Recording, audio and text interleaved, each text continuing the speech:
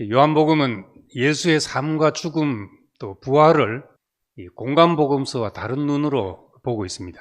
마태, 마가복음에서는 예수님의 마지막 죽음을 나의 하나님, 나의 하나님, 어찌하여 나를 버리십니까?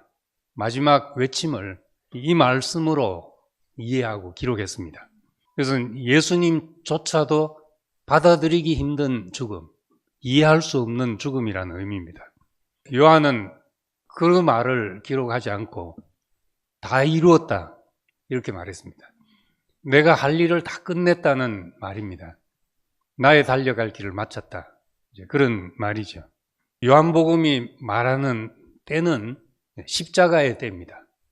2장에서부터 때가 아직 이르지 않았다. 때가 몇 시다. 때를 많이 이야기합니다.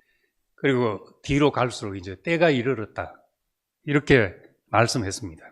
그때는 예수께서 영광을 받으실 때인데 실상은 죽음의 때죠.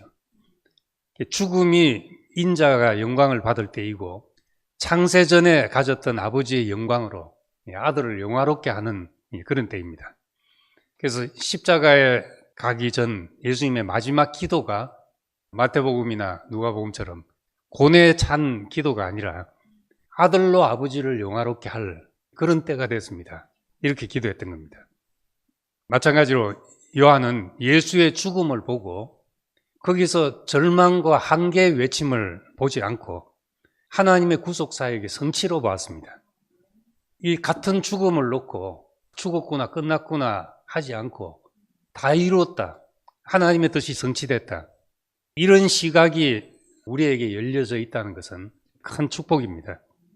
지금 겉으로 보면은 가장 절망적인 시간입니다. 십자가 아래 가슴이 무너져 내리는 어머니가 있고 실망하고 흩어진 제자들이 있고 또 무지한 군중들, 무자비한 로마 병정들, 이 속에서 된 것이 뭐 있냐 생각해 보면 된 것이 아무것도 없습니다. 근데 이런 상황을 다 이루었다고 보시는 이 눈을 우리에게 열어주려고 한다는 것입니다. 지금 요한복음은 어찌 보면 녹화 방송을 보는 것과 같은 것이죠. 결과를 알고 보는 것입니다. 아버지께서 영광스럽게 된 것을 아는 시점에서 예수의 죽음을 묘사하고 있습니다. 예수의 죽으심이 하나님의 구속의 완성임을 알고 기록한 것입니다. 성경적인 죽음, 그것은 사람에게 두신 하나님의 목적과 계획을 완성케 하는 것입니다.